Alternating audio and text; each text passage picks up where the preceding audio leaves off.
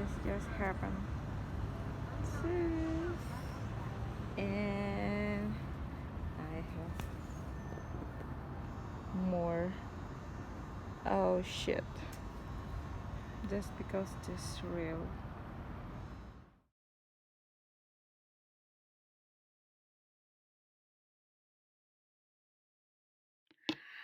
Hai, tangan gue kayak gini sekarang.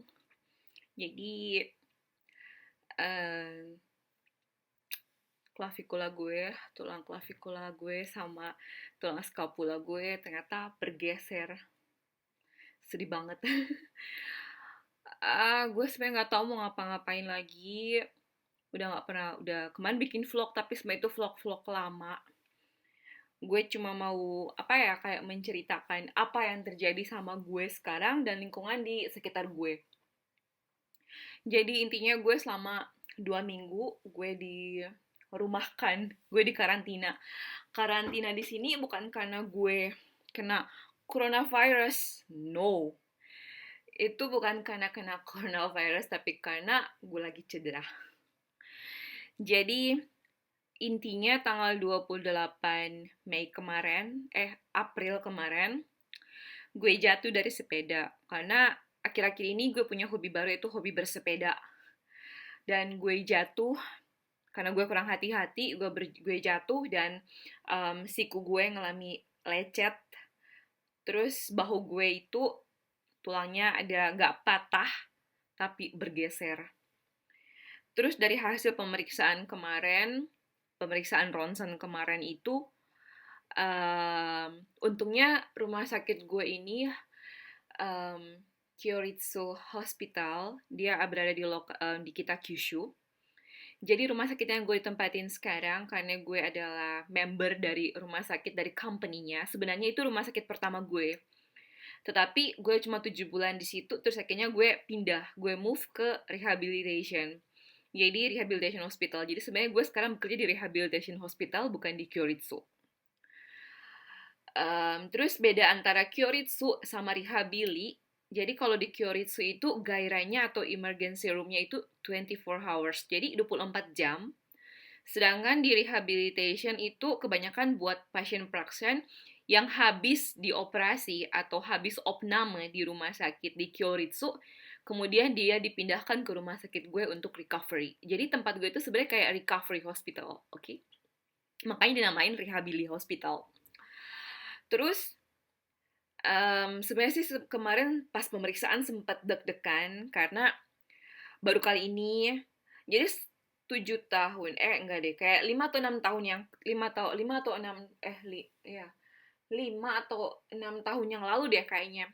Gue juga pernah dislokasi, jadi kaki gue itu cedera karena gue running, olahraga cedera, terus dipakai spalak sama dokter, dan selama sebulan itu gue diliburkan. Dan selama sebulan itu gue gak terima gaji. Sebenarnya menyedihkan banget sih. Oke, itu masa lalu gue. Terus yang sekarang ini, jadi pas pemeriksaan kemarin dari dokter, ternyata gue harus diistirahatkan. Jadi selama seminggu pertama itu gue dari dokter disuruh masih pakai arm sling. Masih pakai ini namanya sangkaking atau arm sling. Ini buat, jadi biar siku gue, karena shoulder gue itu mengalami pergeseran, jadi membuat biar nggak ada beban gitu ya di shoulder gue sebelah kiri ini. Jadi gue disuruh pakai selama seminggu. Dan di Jepang ini dia memiliki, untuk proses pembayarannya itu kurang lebih, jadi kita sih sebenarnya nggak bayar 100%. Jadi 70% itu ditanggung sama pemerintah Jepang, 30%-nya itu ditanggung sama namanya diri kita sendiri. Jadi kalau seandainya, karena kita tiap bulan itu kita harus bayar insurance, jadi namanya Kenko Hokeng. Jadi dari Kenko Hokeng itu selama sebulan, pas kita terima salary, kita bakal dipotong gaji gaji kita. Jadi kalian kan pernah dengar kan kalau misalnya gaji itu, oh gaji perawat di Jepang itu bisa nyampe berpuluh-puluh juta. Come on. Itu berdasarkan level. Nah, terus tiap tiap rumah sakit, tiap provinsi, dia itu berbeda-beda. Jadi sama sekali nggak sama tiap rumah sakit itu gaji basicnya itu berbeda. Terus pendapatan tambahannya pun berbeda. Nah, Kalau gaji gue itu, kalau gaji ya kita bicara gaji lagi ya. Gaji gue yang di Kyoritsu dulunya sama di rumah sakit gue yang sekarang ini bisa dikatakan beda jauh. Karena di Kyoritsu itu lebih bagus karena IR-nya 24 jam, tapi di tempat gue itu ya agak lumayan lah menurun. Tapi masih lumayan lah ya. Oke, kita balik lagi, jangan bukan masalah gaji. Jadi karena setiap bulan kita bayar Kenko Hokeng atau insurance, jadi kemanapun, ke klinik manapun kita beri melakukan pemeriksaan, kita cuma bisa bayar 30%. Dan itu untuk semua warga Jepang yang selain bukan cuma warga Jepang, tapi semua warga yang berdomisili di Jepang, itu biasanya hanya bayar 30% doang. Oke. Dan untuk orang tua itu beda. Jadi orang manula di sini itu beda. Bahkan ada yang bayar cuma 10% doang. Jadi bayangin kalau seandainya loh untuk orang jadi kayak kita ini ya, tiba-tiba melakukan pemeriksaan gitu terus kita bayar total pembayarnya 3 juta. Jadi yang kita bayar itu 30%-nya aja. Jadi 30%-nya di sini itu kurang lebih hampir sejuta. Kayak gitu. Lumayan kan? Nah, pas gue pemeriksaan kemarin itu dari dokter, karena gue ada cedera di siku gue sama cedera di bahu gue tuh sama sekali nggak bisa diangkat lurus ke atas tuh. Gue mau nyisir rambut, mau ngapa-ngapain pun susah minta ampun. Dan gue kesakitan. Pokoknya pas kejadian itu gue udah aduh gimana ya, gue udah nggak tahu lagi mau gimana lagi. And then gue pemeriksaan dan dari dokter itu gue disuruh untuk ronsen. Dan gue kaget. Jadi pas gue bawa ronsennya, gue bawa ronsennya, bukan hasil ronsennya, tapi kayak ada formulir buat ronsen. Terus kata yang itu yang apa yang buat mau ngambil ronsen, mau foto gue, Maria. Oke, oh, gue di Jepang ini dipanggil Maria, bukan Ingrid. Gue dipanggil Maria karena ya Maria itu lebih mudah. Terus Maria sang katanya ada 10 position. Hah? Maji? Gue bilang, bener? Serius? Kayak gitu? Iya, katanya. Oke. Terus ya udah, gue 10 position, gue ikut-ikut aja. Oke, balik kiri, balik kanan, ini, tidur, ini. Oke, gue ikut. Dan gue mikir, oke, berapa lah gue bayar ini? Oke, ikut aja prosedurnya, kata dokter. Kan gue mau sembuh aja, intinya itu. Oke, and next, 2 jam kemudian, perlu kan ingat, walaupun gue kerja di situ, gue nggak bisa, oke, lo bisa masuk. Enggak, gue harus mengikuti prosedur dan harus mengikuti jumbang. Jumbang di sini nomor urut. Gue harus nunggu 2 jam kemudian setelah ronsen. Dan habis dari ronsen sih, dokter gue masuk ke ruangnya, dokter. Dia ngomong, Maria, kayaknya gue kurang yakin. Lo harus ngambil satu posisi lagi buat ronsen dan CT scan. Oke, CT scan. Oke, gue bilang gitu ke dokter. Jadi saat itu juga gue plus CT sama ronsen satu slide. And then, dari situ gue nunggu lagi sejam buat panggilan berikutnya. Dan kata dokter, Maria, kayaknya kamu harus menggunakan arm sling. Kamu harus libur seminggu buat itu. Buat nggak libur seminggu. Mending kamu sodang itu mending kamu berdiskusi sama bos kamu. Kayak gimana kamu itu. Tapi intinya minggu depan kamu harus kontrol tanggal segini. Oke, ya udah. Karena hari itu sebenarnya gue kerja, gue dengan baju seragam gue balik ke rumah sakit gue. Terus gue ngomong ke bos gue dan kata bos gue, lo harus ngambil libur karena di sini susah buat lo kerja cuma satu tangan doang. Sangat beresiko. Oke. Dan kata bos gue, kamu mau ngambil apa? Cuti tahunan. Perlu kalian ingat di sini ya, di Jepang itu beda sama Indonesia. Di Indonesia kalau kalian udah dapet, oke, dokter udah ngeluarin cuti kerja. Jadi kayak bukan surat cuti, surat sakit selama seminggu. Kalian langsung dapat libur dari rumah sakit. Beda sama Jepang. Jepang itu nggak mengenal namanya surat sakit. Jadi kalau seandainya lo udah sakit, ya tinggal tergantung lo. Lo mau ngambil dari cuti tahunan lo, ataupun dipotong gaji lo. Cuma ada dua, potong gaji atau ngambil cuti tahunan. Dan gue bilang ke bos gue, udah 50-50. Setengah cuti tahunan, setengah potong gaji. Jadi gue selama seminggu, kurang lebih 3 hari gue potong gaji, 4 hari itu cuti. Dan cuti di Jepang itu kurang lebih, jadi setiap tahun itu 10 hari cuti kita dapetin.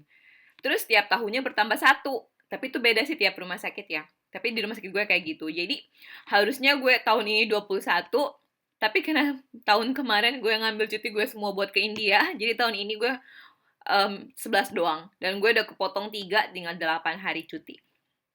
Oke, gue cuti 4 hari kerja, 3 hari cuti. Dan gaji di sini 1 hari kerja lo bisa dipotong kurang lebih 7.000. Gue kemarin dipotong setiap hari 7.000. Gue pernah caking itu pemotongan gaji karena gue nggak masuk ya.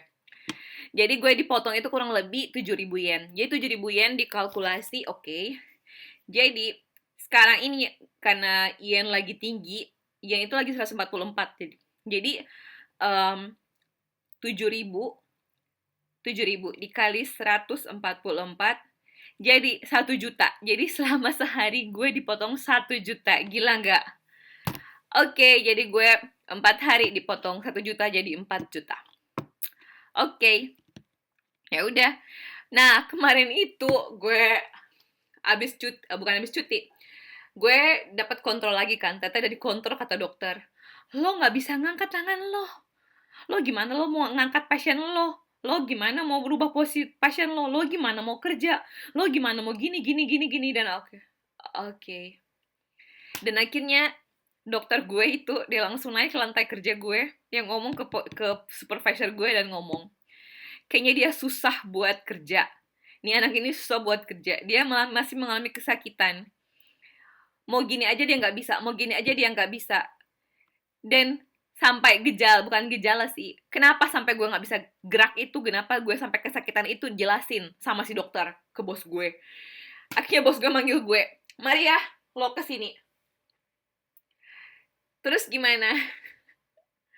Kata bos gue, lo mau kerja di depan laptop aja nggak buat ketik-ketik? Gue bilang, bos, gue baca kanji aja itu kadang-kadang masih butuh waktu.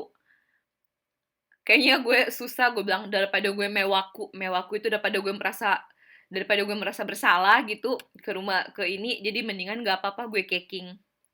Oke, guys, jadi caking itu berarti cut salary gue. Jadi seminggu gue cut salary gue. Jadi seminggu itu kan 7 hari. Kata bos gue, lo nggak apa-apa. Kalau lo mau ngerasa komaru itu kalau lo merasa agak sedikit bermasalah, lo ngomong ke gue bilang ini, udah nggak apa-apa bos, karena gue nggak mau merasa bersalah sama rumah sakitnya, sama teman member gue nggak mau mereka kasihan ke gue ataupun mereka mengalami kesusahan karena kita digaji sama, kok gue cuma duduk depan komputer sedangkan teman gue beraktivitas. Akhirnya gue dipotong gaji dan bayangin aja, gue bakalan dipotong 9 hari kerja. Jadi 9 hari kerja itu jadi kurang lebih 7.000. Jadi 7.000 dikali 9 dikali 144. Jadi gue bakalan dipotong selama kurang lebih 9 juta. Jadi itu 9 juta rupiah. Itu gue dari yen, gue udah rubah ke itu. Dalam hati gue gila banget. Udah coronavirus, jadi gue kayak di karantina, kayak gak bisa kemana-mana. Jadi mau kemana-mana aja gue udah kayak gini posisinya, daripada gue kejadian apa-apa pas gue keluar tiba-tiba jatuh dan makin berat lagi. Apalagi sama coronavirus yang lagi viral di luar ini. Lagi bertebangan. Jadi ya udah, gue memutuskan buat 2 minggu gue tetap di stay home, gak kemana-mana. Kadang-kadang sih ke grocery buat beli perlengkapan sehari, buat belanja makanan gitu, buat belanja kebutuhan sehari-hari.